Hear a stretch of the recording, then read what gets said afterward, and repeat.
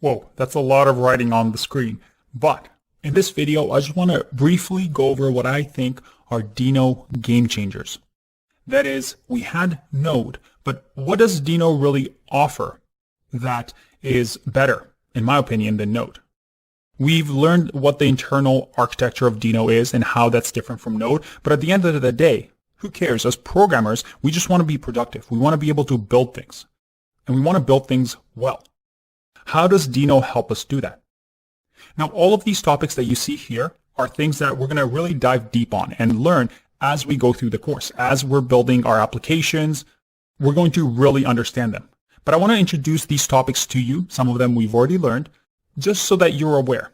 And in my opinion, Dino is still young, but because it's able to learn from past mistakes, use modern tools, it actually improves a lot on what we had before. And I think these are the things that will make it really grow and flourish in the future. The first one is something we've already talked about, this idea of first-class TypeScript support. That is, we can use TypeScript out of the box. Whether we want to take advantage of strictly typed language like TypeScript, or whether we just want to write in JavaScript. We don't need to do any setup whatsoever.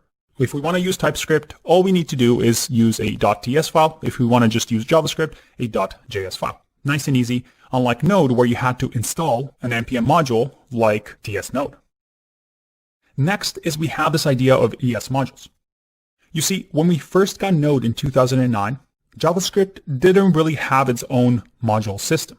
Node used something called CommonJS to be able to import modules. Think of modules as different files. Let's say you wanted to use a popular library like Bcrypt, which allows you to hash passwords, essentially allows us to store passwords of users in a safe format. Now, if you wanted to use Bcrypt, you would go to npm, you would search for Bcrypt, and then you would install it using npm install. And then finally, to use it in your JavaScript file, you'd use this require syntax, which is CommonJS. Now, this isn't JavaScript. This is a non-standard way to include different pieces of code from third-party libraries. With ES6, JavaScript finally got modules. So instead of using require, we can use import, export. And it's a standard JavaScript way of doing things. And Dino allows us to do that now. Node also allows import and exports now with their latest releases, but they still have to support this CommonJS syntax. So in a Node program, we can actually do something really fun. For example, if I go to the standard library, which we'll talk about, and I go to examples, and in here we have a welcome.ts that simply console logs welcome to Dino. If I copy this URL like this, and now I import, just like we could with ES modules, I will import this URL. If I run this, Dino run Deno2.js, I get welcome to Dino. So it recognizes import, but you may have noticed that I can also just use a URL. I don't need to npm install anything. For example, if I really wanted to, I can go back here to the standard examples, and I can click on a chat application that has a server.ts. So I'm going to just copy this URL and now import in here. Same thing. Save and run. Oh, I get an error. Now, why is that? This goes to the next point. Permission denied. And this is because Dino has security in mind. You see, with Node, when you install a package from npm, that package can do anything. If I wrote a piece of code that said, hey, download me, and once it's downloaded, go to the user's, passwords folder, or a folder that has a bunch of secrets, copy that information, and then send it to me, well, nothing's going to stop you from doing that. Because any script that we use from online that runs on our machine has permission to do anything that the user has permission to do. So yes, when we download packages from npm, we trust that those packages are secure. But how many of us actually check these packages? We've had many issues over the years with npm packages having vulnerabilities or being manipulated in a way to try to do malicious things. Dino, on the other hand, doesn't allow that out of the box. It creates what we call a sandbox. Just like a browser, when you open up a browser, that website can't really access your file system, can't do anything outside the browser. In the same way, Dino doesn't let the program do things that it shouldn't do outside of this sandbox environment.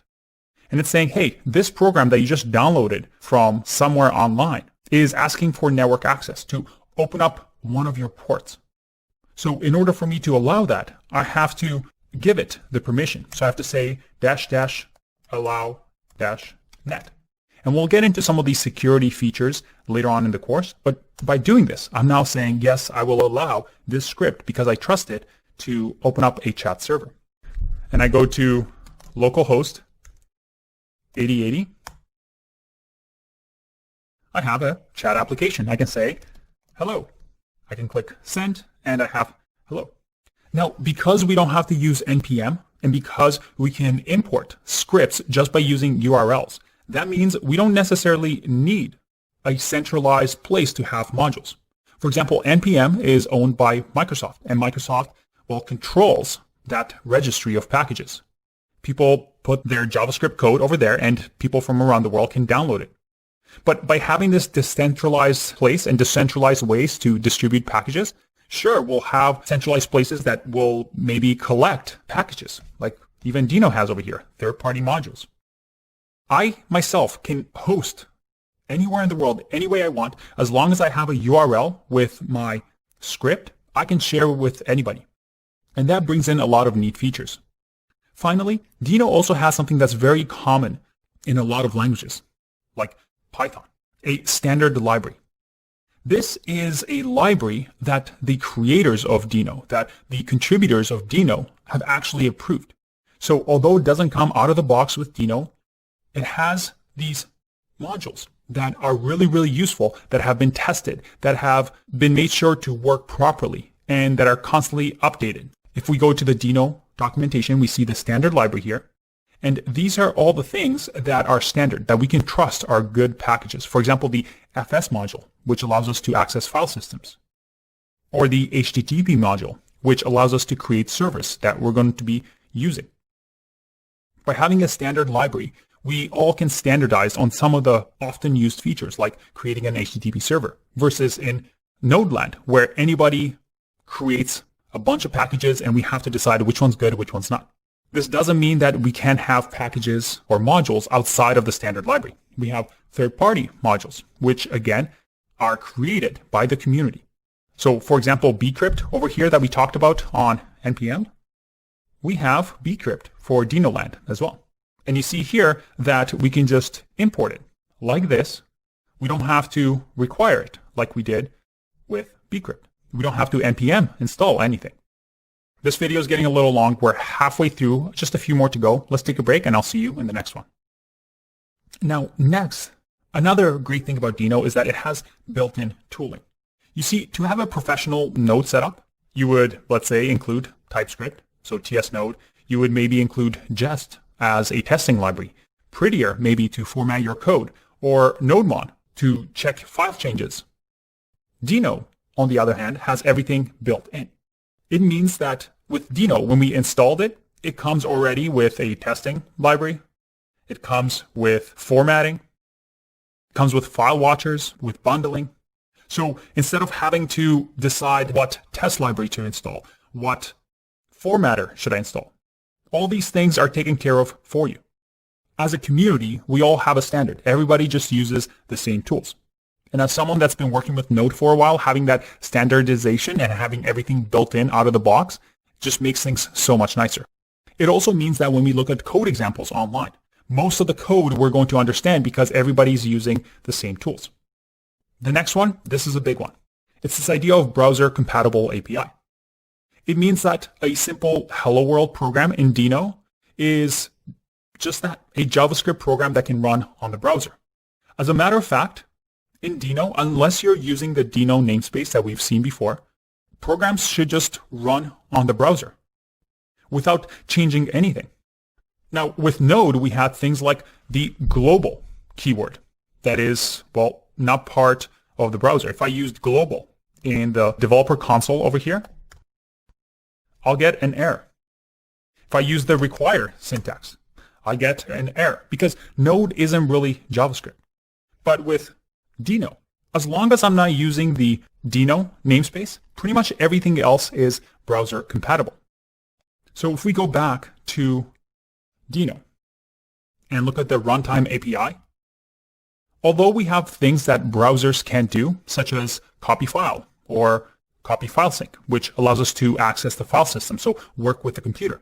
Anything that is browser related can be done in Dino using the Windows namespace. So add event listener, set timeout, URL search params, crypto. All these things are compatible so that if I open my browser and I do window, this is the window object that the browser gives us. And the thing is, in Dino, we have this compatibility. Dino also has the window object. Now, this is great for front-end developers because, well, you can write Dino code and front-end code, and most of it is going to be compatible. Another beauty is things like fetch, which allows us to fetch resources across the web, is built into Dino. So I can use fetch in Dino, and you see over here that, yep, we definitely have fetch. In Node, fetch doesn't exist. The beauty is that by using these web standards, Dino almost makes sure that in the future it's going to work because web standards don't change. Nobody wants to break the web. So when the web decides that fetch is going to be a part of the window object, well, then it's going to be part of the window object for a long time, and that will be the standard. So Dino follows this browser compatible API to make sure that it will not break in the future. Next is the idea of a single executable. And we saw this when we downloaded Dino. If I go to Dino here that we installed in the bin folder, you see that it's a single file, a Dino executable that I can just double click. I can send this to any computer. And as long as a computer has this, it can run the Dino runtime. So that means that I can run JavaScript code anywhere that has this executable. Now, having a single executable leads to some really interesting things that we'll talk about later. Last two here. Asynchronous code in Dino always returns a promise. Now, in Node, that's not always the case. Node was created before we really had the promise syntax in JavaScript. Although some things in Node return a promise when they're asynchronous, sometimes we have constructors like permissify that we need to wrap around. In Node, there's a lot of other things that happen. And anytime a new feature in JavaScript comes up, there's a lot of workarounds that need to be implemented. Versus in Dino, because we know it's written in Rust, all it does, anytime we use promises or any asynchronous code, the Rust backend of Dino translates to what we call a Rust future, which is a promise in Rustland. In Rust, we call promises futures. So anytime we do a promise or asynchronous action in Dino, it translates to a Rust future and it returns as a promise. This essentially makes sure that anytime we do asynchronous code, we can use promises. So we can use keywords like await in our asynchronous code. And there's a lot of other things that Dino takes advantage of with JavaScript becoming more modern, like typed arrays and many other things. As a Dino programmer, though, you don't need to worry too much about it other than know that it's using the latest features in JavaScript to make sure that, unlike Node that's constantly trying to play catch-up, is now using a modern version of JavaScript and cleans up the code a lot more. Now, the final thing I want to talk to you about is this idea of opinionated modules. If we go to the Dino documentation and we go to the manual, there's an area called the style guide here. And the style guide actually gives you suggestions of how you should style your modules. So if you're writing a module for Dino, it has certain requirements or suggestions to make sure that we as a community have a standard of how we build modules. For example, we want to have max 2 arguments in an object. We want to export the file a certain way. We want to use testing documentation. Now, you can read through this style guide yourself. By having these standard ways of creating modules, we avoid the chaos that comes with using things like NPM, where anybody, anywhere, anyhow can publish a package. So what does the future of Dino hold? It's so much younger than Node. Is it going to surpass Node? Is it going to become what Node was in 2009 and then take over the server-side JavaScript world? Who knows? The thing is, nobody can predict the future. At the end of the day, the valuable skills are the ones that people find productive. And Dino, in my opinion, can be a really productive tool. I really like it. And I think Dino has a great future. But in order to compete with the behemoth that is Node, it has one last thing. All the features are great, but at the end of the day, it needs the community. You see, without the community, Dino is just a fun project. The reason that Node became so popular was because it now has the largest community when it comes to modules on NPM. Any tool, any script that you want, you can probably find on NPM. The way Dino succeeds is if it's able to create this community.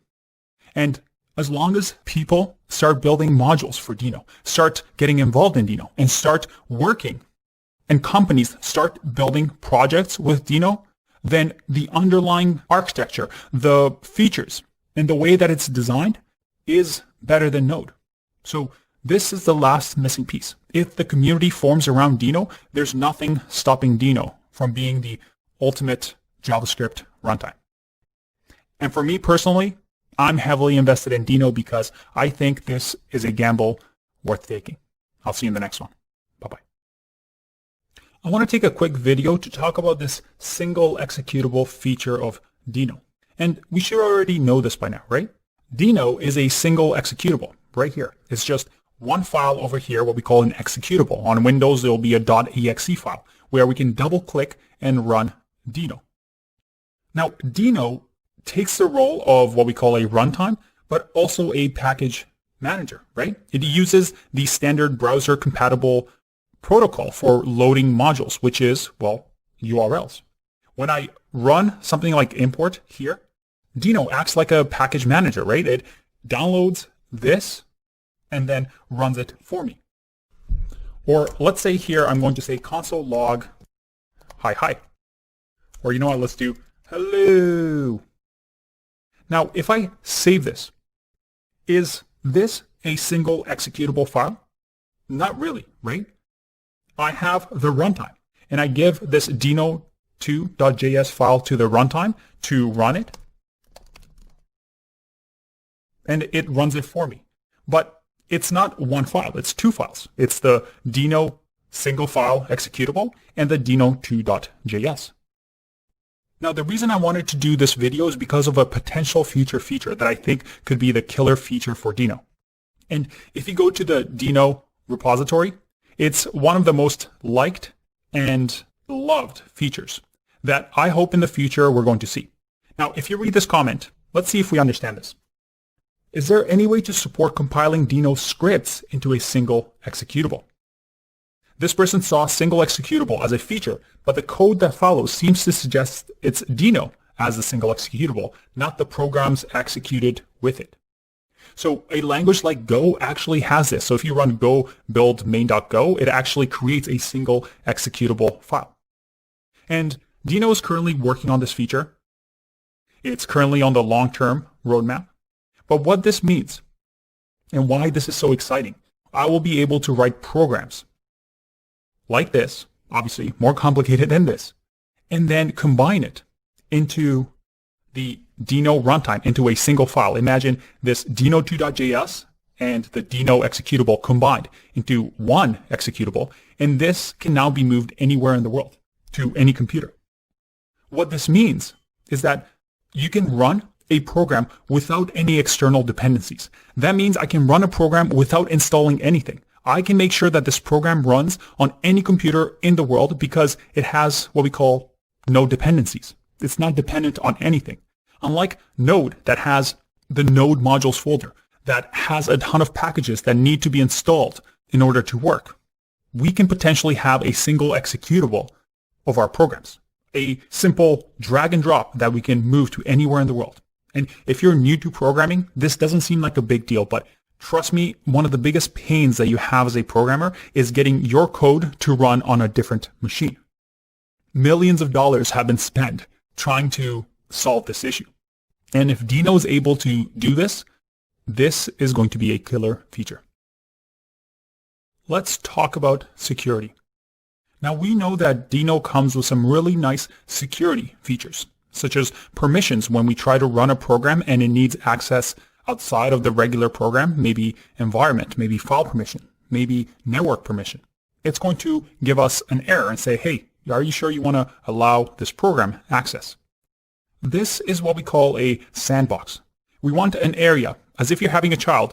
They're allowed to play with sand within this container, but they can't go around the house and spread sand everywhere and destroy your house.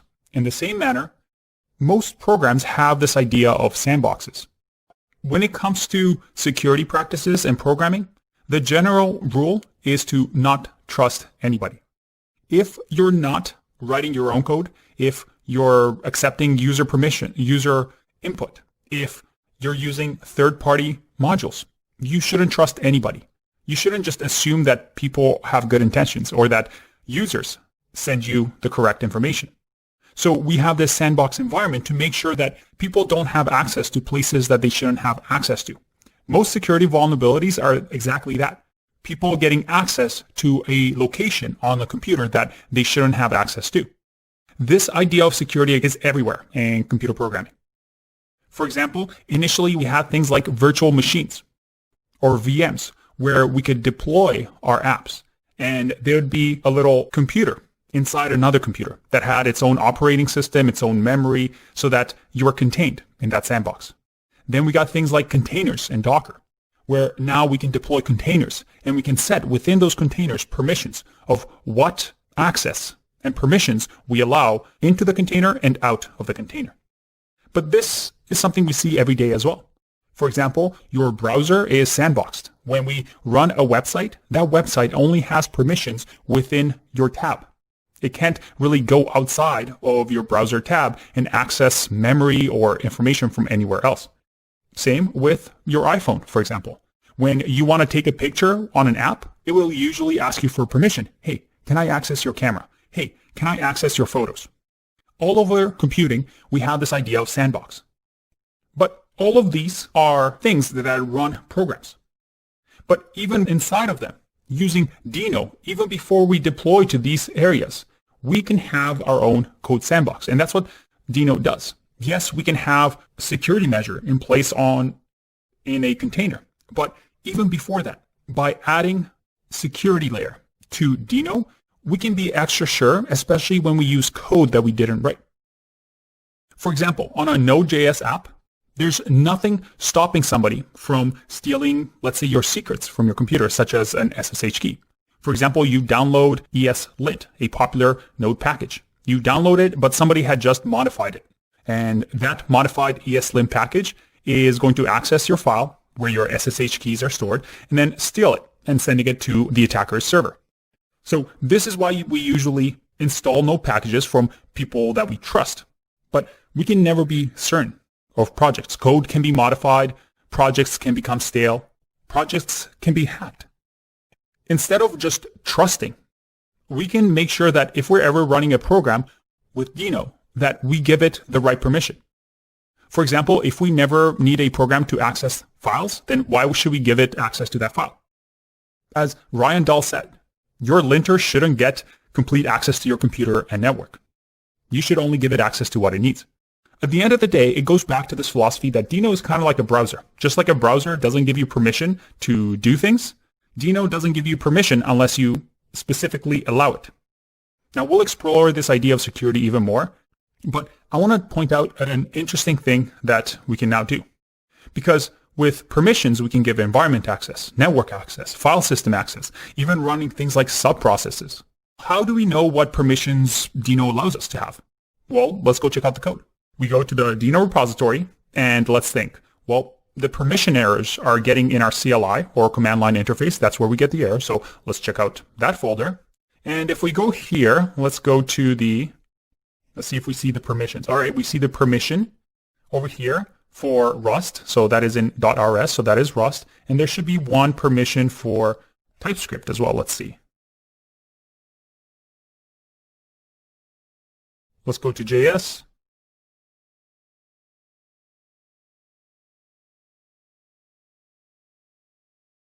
There you go, permissions TS. Remember that Dino has a TypeScript or JavaScript side and a Rust side. So if we go to permissions here, we see that, oh, there you go. Export type, permission name, and these are all the permissions that we have. Look at that.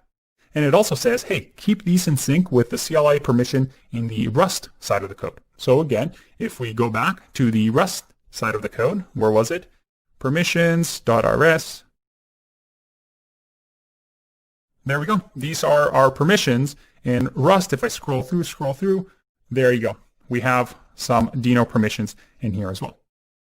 I think it's important to be able to understand the code of the runtime and be able to explore it like I just shown you. The last thing I want to leave you with is an idea that this security model in Rust allows. We can envision a future where we now have all these mini microservices, mini servers, mini scripts that we write in Dino.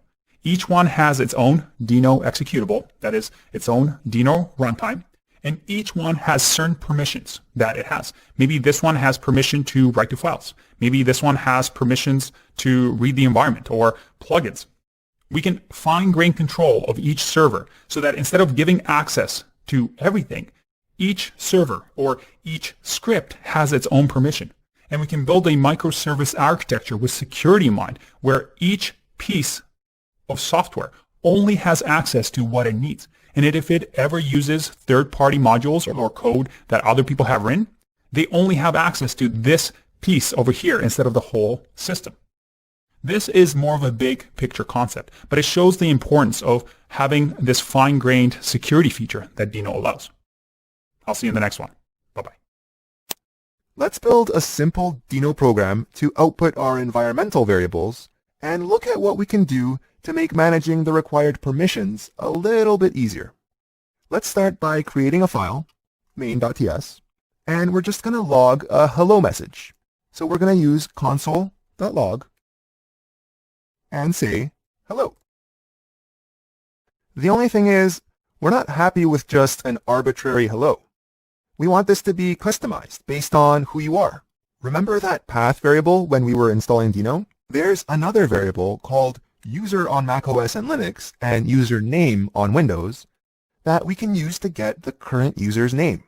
So in my Windows PowerShell, I can do echo env username, and it's going to tell me my name is Adam. In command prompt, this would look like echo username.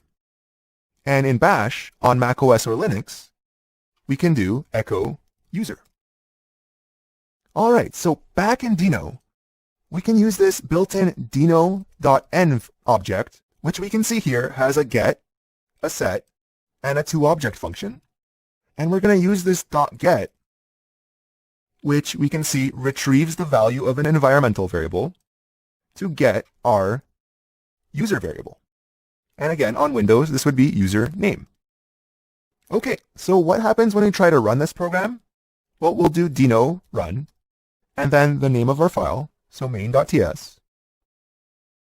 And Deno tells us, error, uncaught permission denied. We need access to the environmental variables with this allow env flag. It makes sense for Deno to be asking us for permission, because sometimes the things that we keep in the environment can be things like application secrets or passwords even. So it makes sense for a program to ask for permission to access those environmental variables before it can do so. Okay, so let's pass in this allow env flag, -- allow -env. And all right, Deno is telling us hello. But what happens when we get tired of typing these permissions out every time we want to run our application? Well, we have some alternatives. We can do Deno run -- allow -all, and that'll work as well.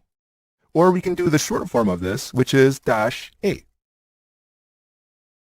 The thing is, this will enable all permissions on this one program. This is not recommended because it removes one of the key security advantages that having specific permissions gives us. One of Deno's big advantages over other runtimes is its security. Two key security principles that Dino is following here are the principle of least privilege and whitelisting. Let's see what they mean. The United States Cybersecurity and Infrastructure Security Agency, with this very serious sounding name, tells us the principle of least privilege states that a subject should be given only those privileges needed for it to complete its task.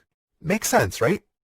We don't need to grant our little Dino program permission to make network requests because it's not making any. It only needs access to that one environmental variable. The other principle, whitelisting, is the practice of explicitly allowing some entities access to a particular privilege. And importantly, it is the reverse of blacklisting. Instead of saying what we're not allowed to do, we say what we are allowed to do. Have you ever tried to tell someone, maybe a young child, what they can't do? They'll always find a way around it. It's much more specific to say what is allowed. That way you're less likely to miss one of the rules that you want to enforce. So going back to our program, when we're allowing all, we're actually enabling a whole lot of other permissions. We can see this by running Deno --help on the run command. And if we scroll up here, we can see that we're allowing a whole lot of other permissions when we do --allow all. We're allowing environmental access, which is what we want to do, but we're also allowing high resolution time. We're allowing network access to the entire internet. We're allowing loading plugins and file system access. We're even allowing running subprocesses. All of this for a simple hello program. Not ideal, right? Okay, so we've learned we shouldn't allow all permissions for every Dino program that we write. And we know it's better to be specific about the permissions that we allow. The good news is, there are some approaches we can take to make our life easier. I'll see you in the next one. Say we've done some development, and we're finally happy with the state of our Dino program, and we just want to make it easy to use. We could create a script, for example, in a Bash shell or PowerShell on Windows, and pass in the minimum amount of permissions needed to run that program, just like we do here. The only thing is, you'll probably need several different versions of these scripts for things like testing, running, and caching the program. And you might need another different set of scripts if you're part of a team that uses different operating systems with different shells or terminals.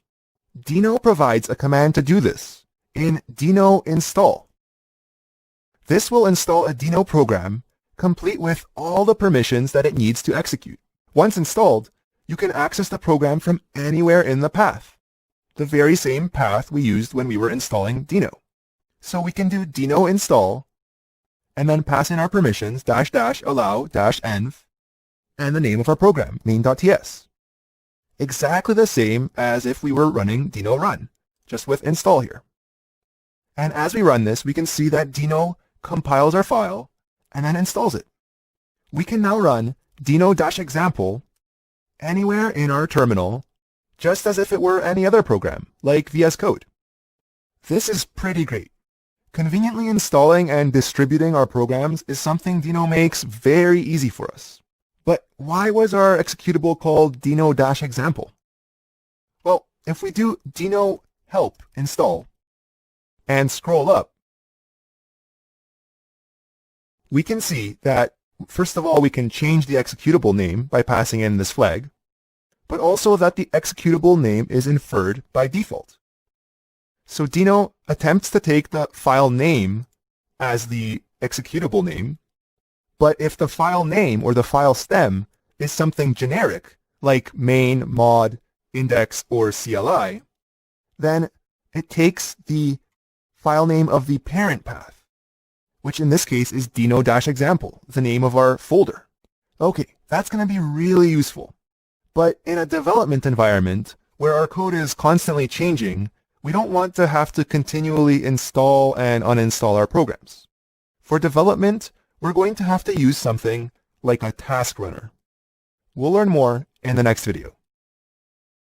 Welcome back.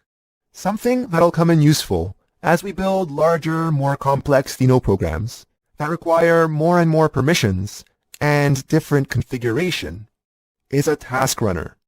A task runner is a role that is filled by packages.json and npm in Node.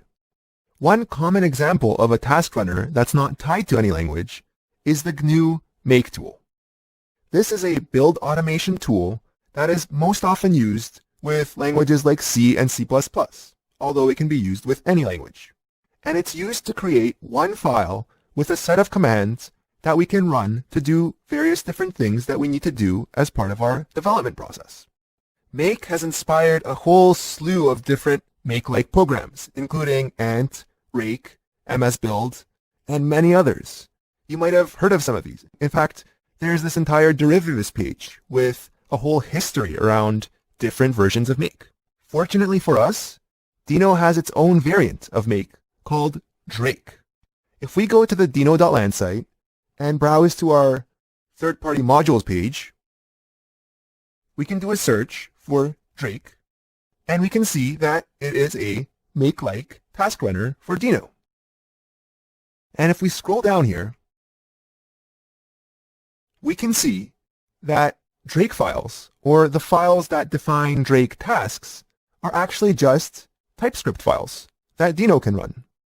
So let's try copying the example here into our example project. And we're going to create a file, drakefile.ts. We're going to import this sh function that Drake exports, and we're going to use it to run a shell script. And this will take care of running the commands that we send it to your shell, regardless of whether you're running on Linux, Windows, or Mac OS. So we're going to pass in exactly the same thing we did before. Dino run --allow env main.ts. And this is an asynchronous function, so we're going to call await when we call it. That requires the calling function to be async. Now we're going to run our Drake file by calling Dino run, and we're actually going to give Drake access to all of our permissions here, because Drake is actually running our commands here, which are already passing in the lowest amount of permissions we need. So Drake is only acting as sort of a messenger here. Our program is still run with only the permissions that we pass it in. And we're going to change this message here to say hello from Drake. Alright, so back to running the program, we're going to pass in drakefile.ts. And then the name of the task that we want to execute. So in our case, hello. Let's see what happens. Dino is downloading the latest files from Drake, and check it out. We can see that our task started, and then we have this message from our Drake file, followed by hello Adam from our little Dino program, and Drake even tells us how long it took to execute our script. Very cool. Now, Drake is actually a lot more powerful than what you can see here. In fact, it provides a full API for scripting your tasks.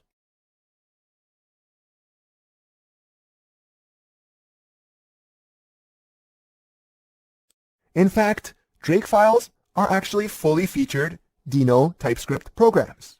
So they can do anything your NPM scripts could do in Node and more. They can do anything that Dino does.